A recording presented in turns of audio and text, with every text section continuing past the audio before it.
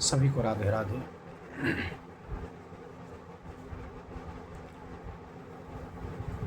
आज काफ़ी समय के पश्चात आप सभी से के सामने आने का समय मिला है और आज का विषय हमने लिया है स्नान का। किस तरह से स्नान करना चाहिए, ये विषय इसलिए दिमाग में आया कि अभी कल हमको किसी प्रारब्ध वश किसी भगवान की कृपा से गंगा जी में स्नान करने का सौभाग्य मिलने जा रहा है। तो मैंने सोचा कि क्यों ना गंगा जी में स्नान की विधि सभी को समझाई जाए, क्योंकि समय समय पर सभी भक्तजन गंगा जी में स्नान करते ही हैं और अगर विधि के सहित करेंगे तो उनका पूर्ण फल मिलेगा।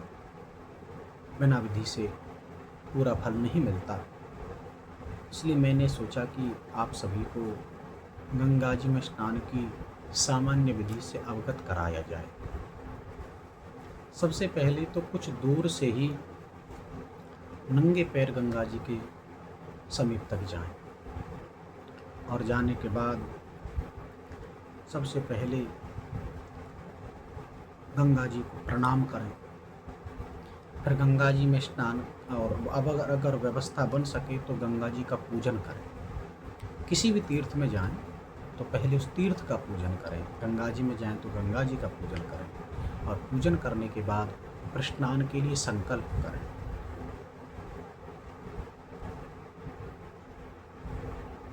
श्रुतियों में, स्मृति में, पुराणों में गंगा जी में स्नान करने के तरह तरह के फल बताए गए हैं। गंगा जी में स्नान की महिमा गाई गई है। हमको श्रुति, स्मृति और पुराणों में बताए हुए समस्त फलों की प्राप्ति हो, ऐसा संकल्प करें। संकल्प करने के बाद फिर गंगा जी के उन श्लोकों को बोलें जिन श्लोकों में गंगा जी ने कहा है कि जहाँ भी मेरा कोई स्मरण करेगा मैं उसी स्थान पर आ जाऊँ। वास्तव में ये जो विधि है ये घर में स्नान करने की। अगर किसी और तीर्थ में स्नान किया जा रहा है तब इन श्लोकों को बोलना चाहिए, अथवा घर में स्नान किया जा रहा है तो इन श्लोकों को बोलना चाहिए। और अगर गंगा जी में स्नान करने के लिए आप जा रहे हैं तो इन श्लोकों को बोलने की आवश्यकता नहीं है।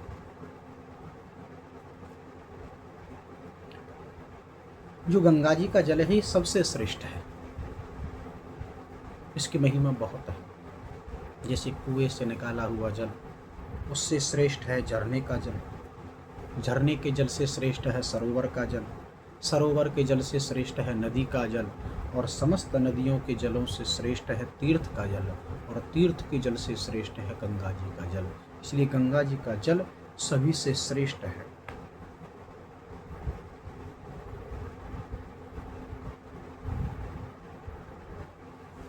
अब यहाँ पर भी एक बात बताई गई है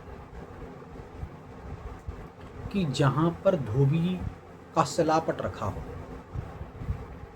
क्योंकि किसी भी नदी के किनारे पर धोबी घाट मिल सकता है, तो जहाँ पर धोबी अपने कपड़े धोते हों और उनके कपड़े धोने से जहाँ तक छींटे जाते हों, जहाँ तक भी उन वस्त्रों की छींट जाएंगी वहाँ तक का जो जल है वो वहाँ तक का जो जल स्थान है वो अपवित्र माना जाएगा, शुद्ध नहीं माना जाएगा। वासांसि धावतो यत्र पतन्ति जल बिंदवः तत्पुण्यम जल स्थानम रजकस्य सलांकितम्।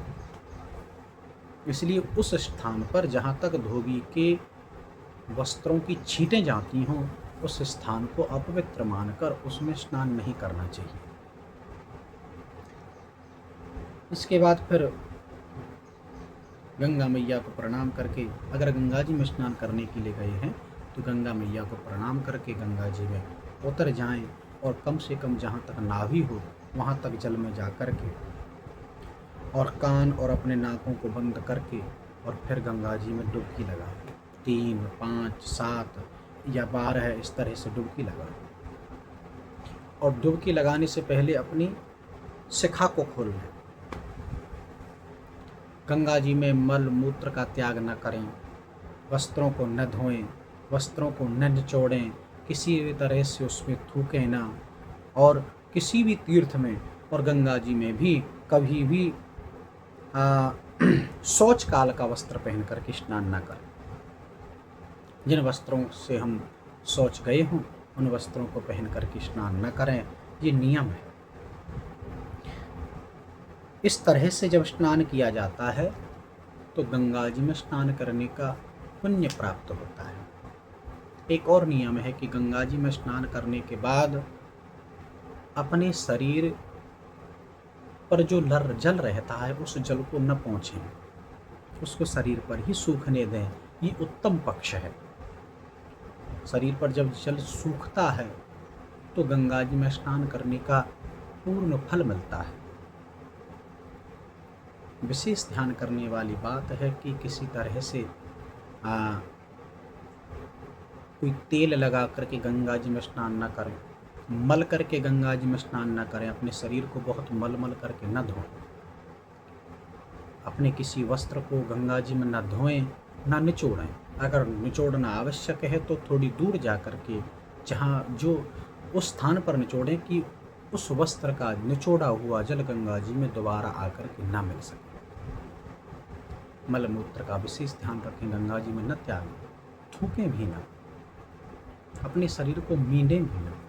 केवल गंगा जी में 3, 5, 7, 12 ऐसी डुबकियां लगा करके स्नान करें और फिर उसके बाद स्नानांग तर्पण करें। सभी को राधे राधे।